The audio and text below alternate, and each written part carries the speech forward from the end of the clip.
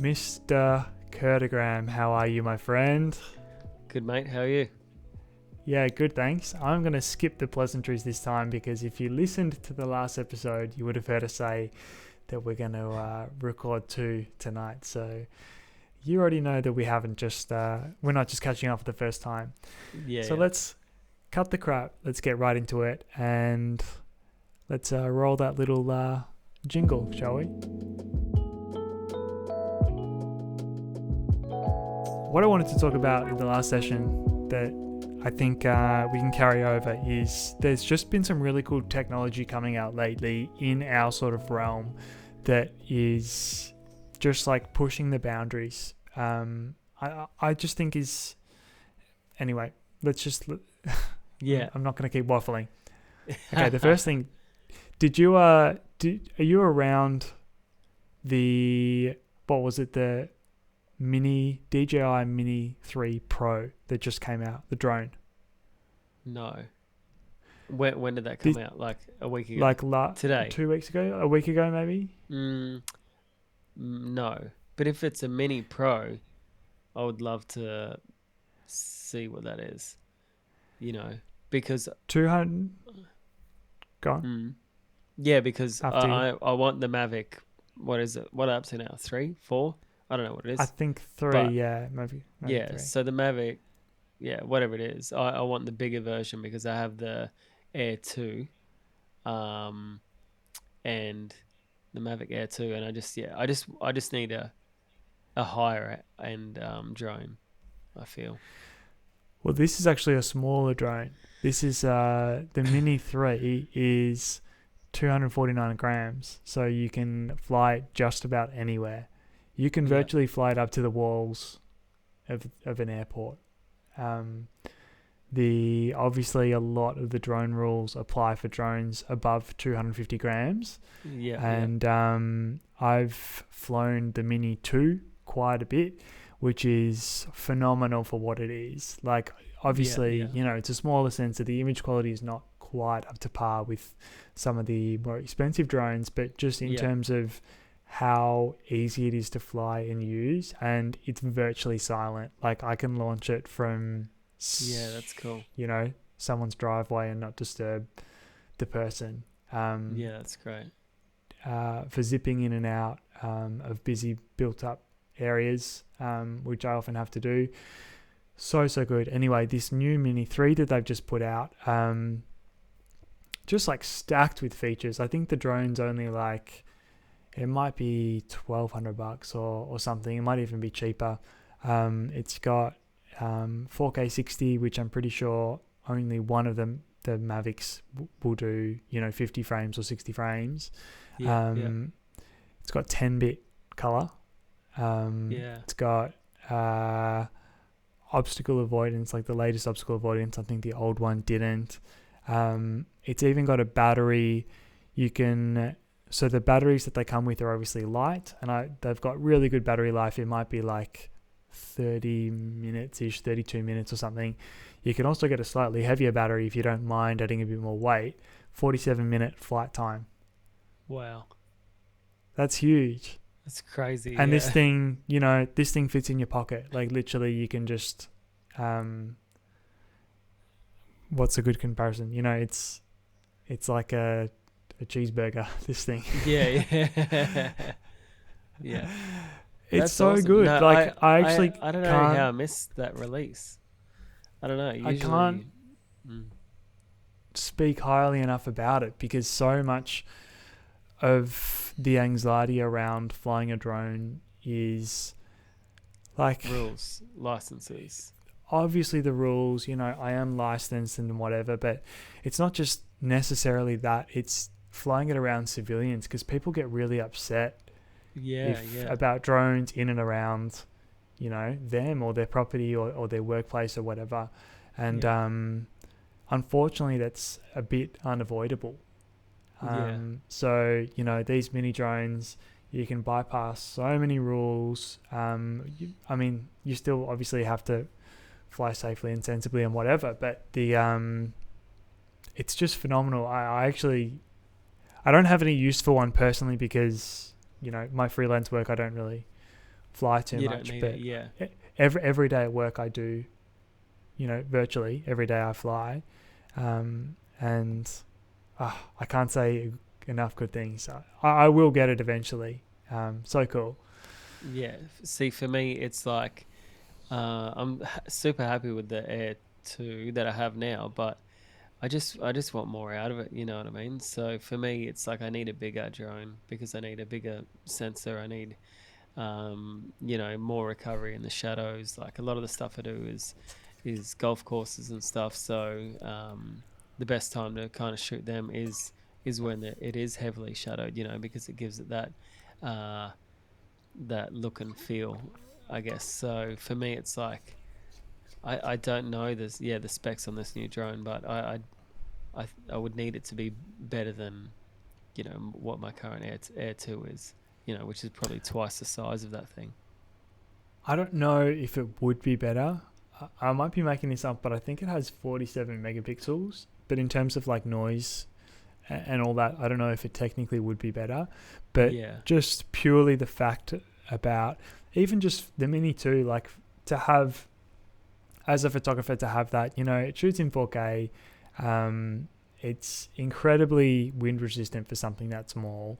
Like you can pick up a secondhand Mini 2 on Marketplace for probably $600 or something. And it's almost a must-have for a photographer at this point. Because just to have it. Certainly if you're a video shooter, you know, it's so easy. You know, I watch Dylan Pierce with his wedding videos. Wherever he go, he pops up the Mavic, and all he does is literally just maybe like a low flyover, a high flyover, you know, just a couple of little half semicircles, and it just adds so much to the production quality. Anyway, I'm super impressed with that. I can't wait to try one. I need an excuse to get one in my hands, but so good. Feel free if you've seen or heard anything recently that's blowing your mind. Feel free to jump in, but I'll plow ahead. I think it's because I am more not more interested, but I am very interested in a lot more video stuff recently. You know, I think that's the things that I have been noticing is more video orientated rather than photo. You know.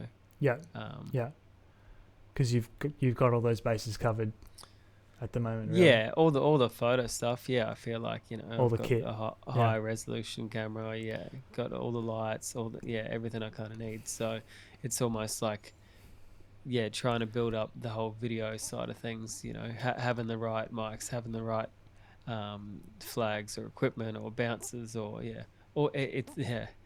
man, the amount of gear we have now is just it's a lot of gear just because it is.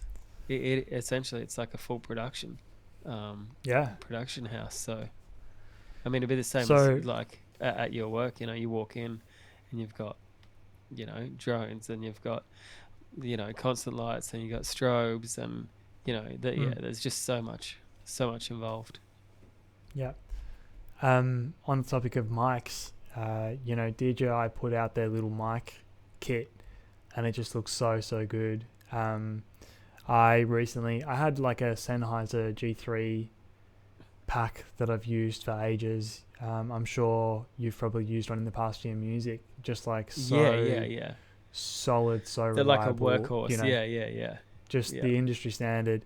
But my needs for that sort of thing have changed now. You know, to just have that as a lapel mic, it's overkill for what it is. When, you know, Rode is making these amazing wireless go-to kits for 100%. You know, I sold the Sennheiser kit, you know, not including the microphone or whatever, just the pack, and, you know, that bought me the wireless go-to kit brand new. You know, I had that Sennheiser kit for probably 8 years or something. But having said that, I was tossing up quite heavily between the DJI kit. Have you seen the DJI mics that have come out? Yeah. They were announced a few months ago, but I think they've only just been actually, released to the public, or, been Yeah. available to the public in the last few weeks. Yeah. What are they called? DJI I Mic. think it's just, don't know if it has a fancy name, but basically they've just taken what Rode has done and just DJI'd it. Yeah. Like, obviously their Mic user 2. yeah, okay. Yeah, I can see it. So also Godox have released a similar kind of thing, Yeah. which looks very similar to the Rode wireless goes, so I think these DJI ones look, it's hard to tell the size, but this looks sick. Like, to have the wireless charging case as well, like it looks really high end, but again, like, this is telling me it's $329, so that's it's probably more expensive than the Rhodes, It is a bit more like almost expensive. double the price. I think it might be. So I think I got the Rode kit plus 2 lapel mics for like around $500, let's say, something like that. Yeah. And the DJI kit might be around that price, but with no lapel mics. Lapels, yeah. Having said that, so handy that the actual receiver itself is a microphone. You can just clip that on someone, and For the it Rhodes, works. yeah. For the DJI as well. DJI as well, yeah. I know. Yeah. I do. I have actually had issues with people with a bit more bassy voice, and I've used it for microphone interviews with the Rhodes. Yeah. And it's actually like you can't turn the gain down low enough, because it must be some frequency or the bassiness in their voice. It actually still makes it distort. So it's not always my best friend. It's always better for me to lapel them up, like, and I'm not sure what the issue is, but yeah, it's happened. It's happened a few times. Interestingly, I shot a video on Monday, in for a factory, a stone factory, and after the video and whatever, they wanted to do some interviews, and this one guy was just talking way louder than what we sound checked, and I kept trying to turn him down in the camera using the camera settings, but I found the camera settings didn't really actually change the levels coming in. I actually had to change it on the on the actual Rode for it to affect anything. So I don't know if it just bypasses that, but it seems like I think I turned it down 2 or 3 notches in camera, and it didn't affect the gain at all. Yeah. So I don't know if you're running into the same issue, or are you actually turning it down on the Rode? It doesn't matter. Yeah, receiver? whatever I turn it down on. Yeah. Just because I seems did to it. be. I did it on the Rode unit and it worked perfectly, but doing it in camera, it didn't work, which was a weird quirk. Yeah. But regardless, I have been super, super happy with the small amount that I've used them. I've used them quite a lot before, but now that I own them, super happy for what it is. They're so light, and, especially if you're going to put it on a gimbal or something, like, that makes such a difference. They're so small, easy. Compact. The DJI version, the charging case, though, game changer, because the problem is with the Rode one, you bring it home and you've got 3, USB-C cables. It's an absolute mess to charge it all. It's almost unfair that a big company like DJI can just like watch what the innovators are doing and then just one up them like that. But there are a bunch of cases, wireless charging cases for the Rhodes on Amazon and stuff like that. Yeah, so there's like third-party cases. Third-party ones. That actually work. Yeah. So I haven't tried them, or I haven't like watched any reviews, but it just didn't seem as slick. It didn't seem as sexy as what the DJI kit was.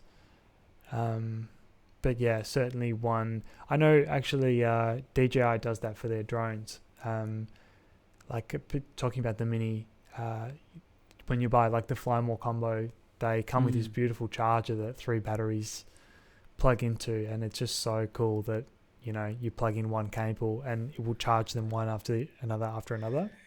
Yeah. So that's what I must have for my drone. Yeah. So I Yeah, think it allows up to 3 batteries because I bought 5 batteries in total, yeah, just because of the amount of fly time I need if I'm going to do drone 9 holes or 18 holes on a golf course. Like that, yeah, that's 4 hours I need up in the air. yeah, yeah. So yeah, I went with the Rode. I'm so happy with it for the price, and to be honest, the big thing that swung me, you know, I would have happily paid an extra $100 or a couple $100 for the DJI, but the thing that really swung me is Australian company. So cool. Yeah, did you see they just released the new Rode Caster 2? You know that thing we No. used in that little podcast we did down in Melbourne. Oh, So they've yeah, released yeah. the newer version of it, cooler features, better updates. Yeah, it actually looks really cool. You know, Oh, I cool. think the first generation one was awesome, but yeah, they've upgraded it and it just refined it and made it better. Yeah, awesome. I mean, there's a lot of companies doing that now as well. There's a lot of Yeah, companies making their own version of that now too. I saw yeah, recently. But yeah, so cool that I'm pretty sure I think they're Melbourne based as well, Rode. I could be wrong there, yeah. but I'm pretty sure their factory's down here. Certainly Black Magic. There's a factory in Melbourne, in Port Melbourne. But yeah, you know, rep the home team, support the little Yeah. guy. I'm all about it. So on the charging thing, not that this is mind-blowing technology, but this is something I've been thinking about as well, now that you've reminded me. Obviously, a lot of new tech, cameras, phones, whatever, doesn't come with chargers anymore. No. Cameras don't come with, you know, the Sony branded charger, or I assume all the Yeah. other brands are the same. You just get a cable. And phones as well don't come with a charging brick anymore. Yeah. At first, it was something that really annoyed me, and particularly with the A7 III, which I shoot, that's my daily driver, because it is slow to charge with the cable. And I've just got one of those sort of shitty, I think whatever factory they come out of, they come with a bunch of different names, but it's just one of those little ones that you can put 2 batteries in and then plug a USB cable in. Yeah. And I was kind of off it. I was like, oh, should I spend $110 or whatever it is to buy the Sony charger? It only does 1 bay. It's like, you know, it's just, it's the most unsexy thing to spend money on. Yeah. But now that I think about it, I've got that cheap charger, you know, that might be $30 on Amazon or whatever, plus the cable in the camera.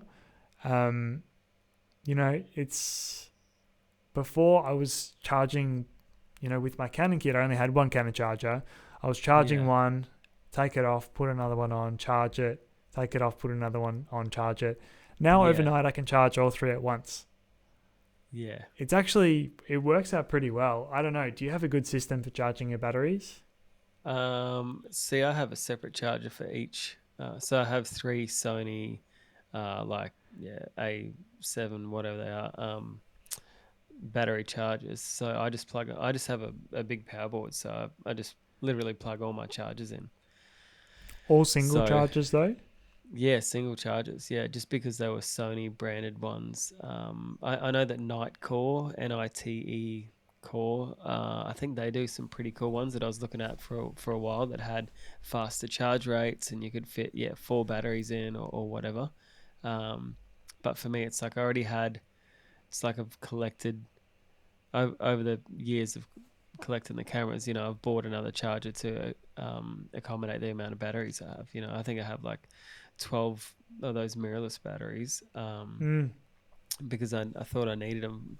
But then, you know, all my video rigs now I've upgraded to V-mount batteries. So I've got all these extra smaller batteries. So it's kind of good because I don't need to charge all of them every single time. Mm. And yeah, shooting all day stills, like I'll go through one battery maybe. Like Mm.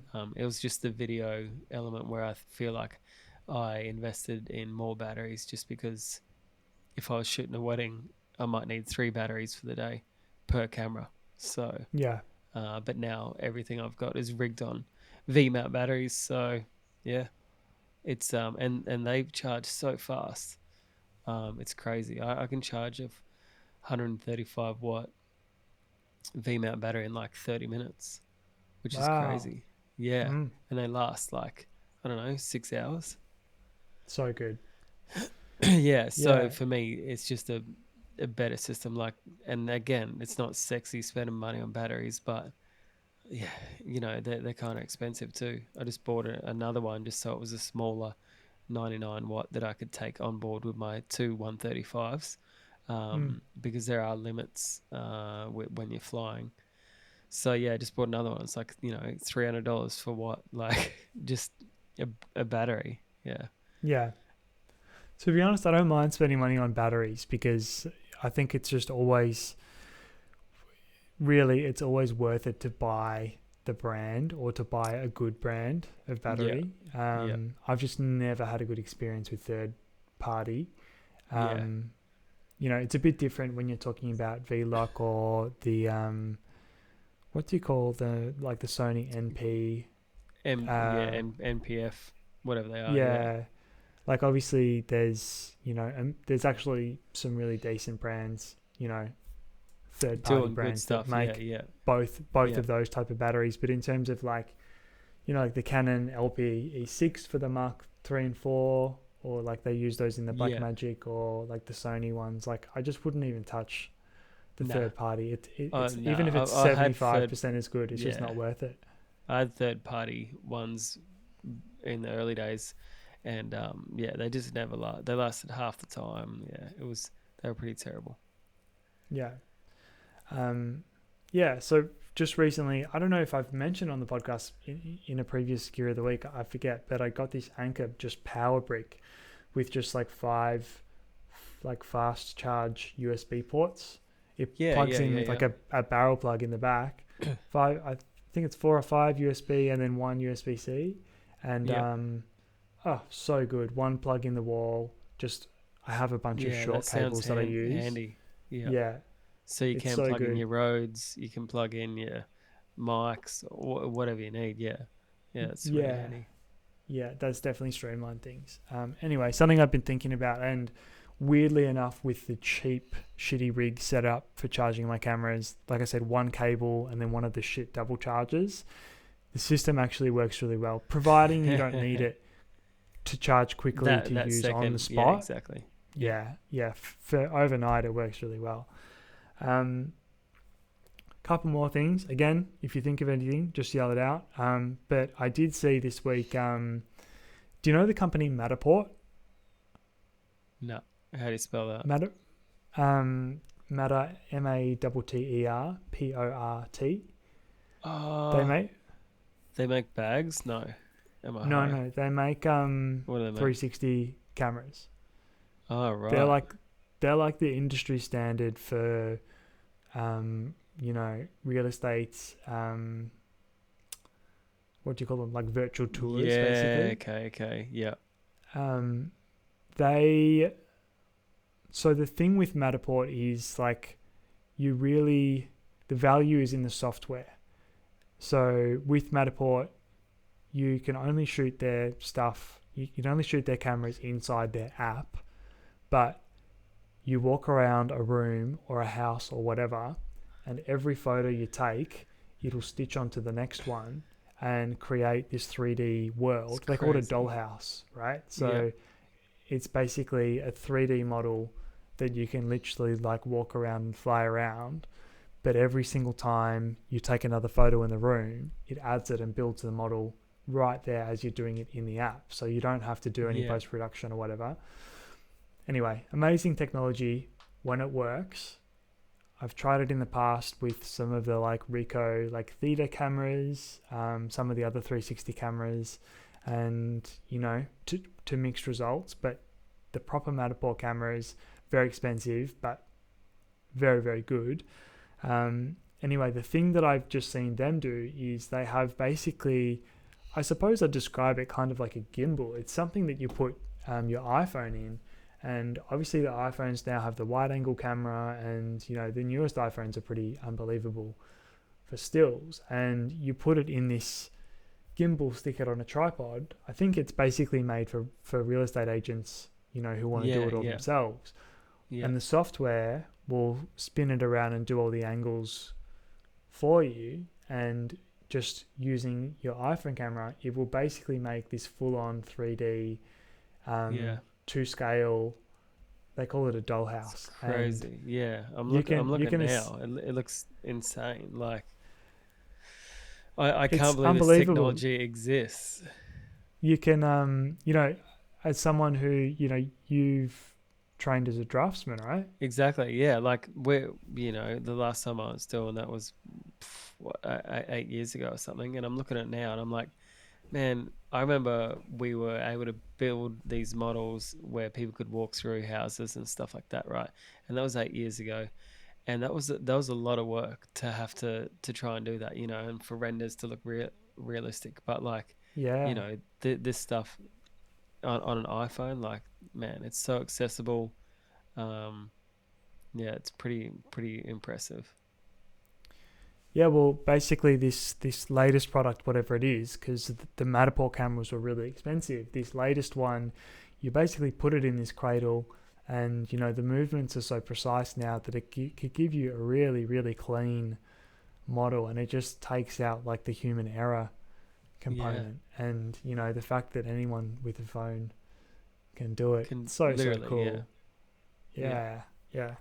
Anyway, that was just something really cool that I saw during the week. One last thing that I wanted to mention for this episode was actually in Photoshop.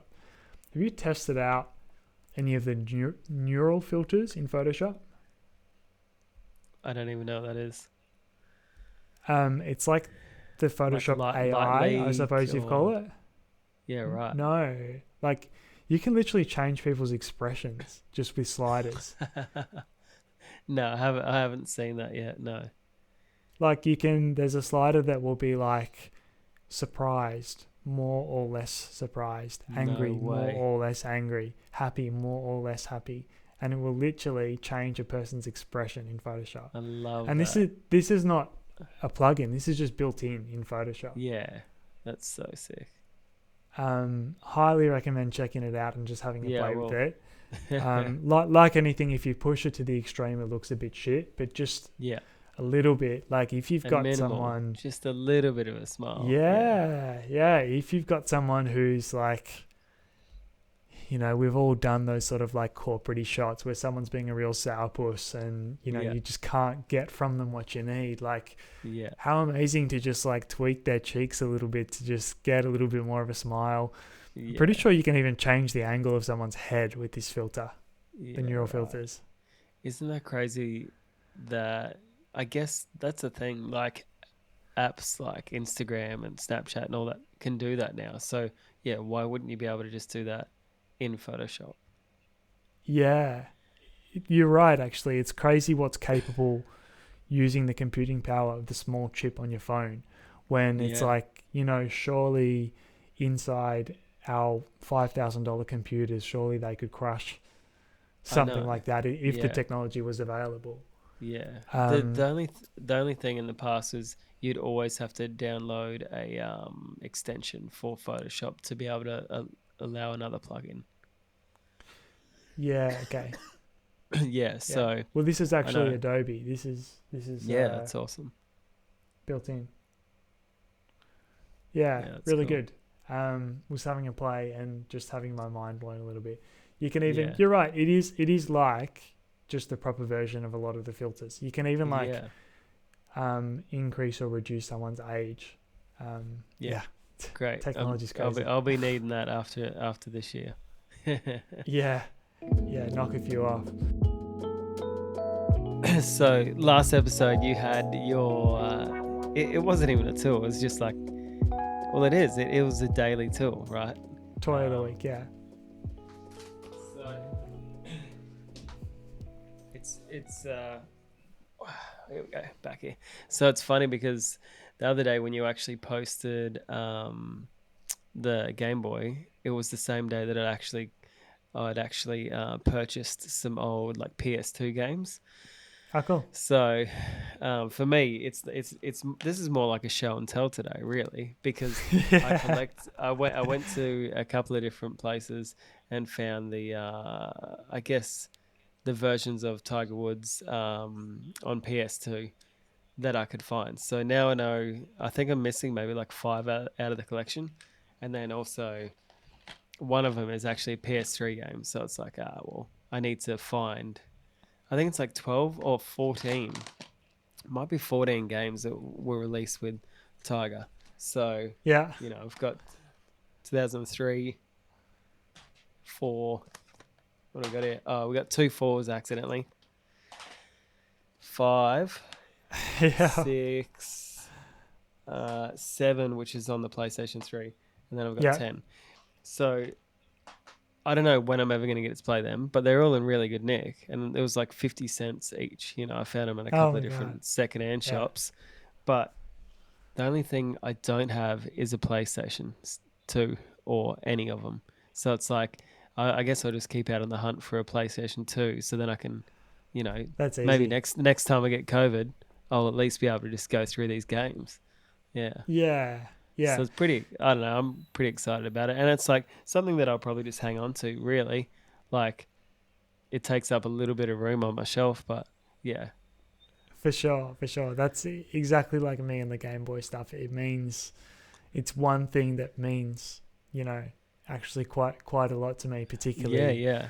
Just like, obviously, like, nostalgia in gaming is a big thing, and in films as well, but in gaming I feel like the last couple of years there's been a lot of remakes, and there's companies, you'll froth this, actually. There's this company called Analog, and they basically make new consoles, like top spec screens, like beautiful matte black finish, whatever, but you can play all of your old cartridges. So everything from dude, I went to buy one, and there was like it was maybe for Game Boy, or I can't remember what it was. Yeah, it's like fully just black. Hey, like, looks it's hot, sexy as, but I think it was going to be like 6 months, like they were doing like 3 releases or something. So I was like, exactly. I'm just gonna wait it out. But yeah,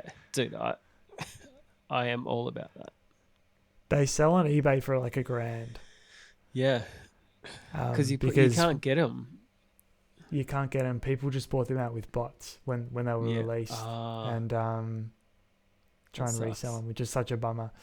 But that company's so cool. Analog, they copped a lot of shit because everything has been delayed quite a bit. But just talk about innovation and actually just pushing the boundaries, because no other company has actually made something where you can play the actual old games. Like a lot of companies make emulators and whatever.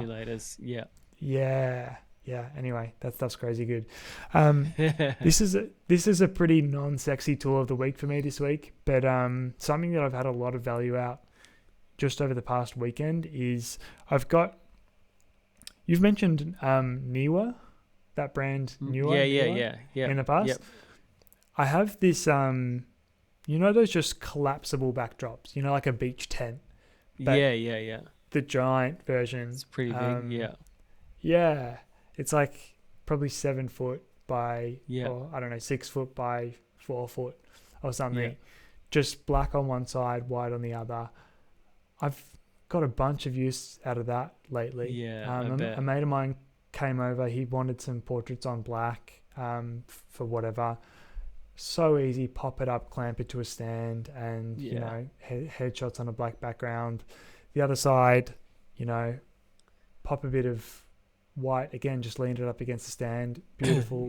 That's a polyboard, that just shrinks down to the size of a I don't know, hula hoop or whatever. Yeah. super handy, very, very well priced. I think everyone should probably have one of these. Yeah, I'll get one for sure. Because Yeah. I can never have enough like bouncers or, you know, cutting boards. So I think they're so underrated. Just to have like a foldable board. Yeah, and also, if you're stuck for a background and you need to do, headshots or something, especially for, you know, just on white for corporate or something like Yeah, that. yeah, All you got to do is point a light, yeah, put a little bit of distance between the subject and the background, point a light at it, and that's perfect white. It's yeah, exactly. easy as that. Yeah. Anyway, I've got a lot of use out of it recently, and just wanted to shout that out really quickly. Yeah, that's sick. But yeah, we'll leave it there. Thank you again, mate, for joining me. As always, much appreciated. And this will get us through the next couple of weeks when our schedules don't line up, our busy schedules. But always appreciated. Thank you again so much for watching. I really hope you enjoyed the content. If you did, the best thing you can do to support the show is to leave us a like on the video. It's free and it helps quite a lot to get that algorithm rolling along, ticking away. Leave us a thoughtful comment down below if you have anything to contribute. Thank you so much, and we'll see you in the next episode.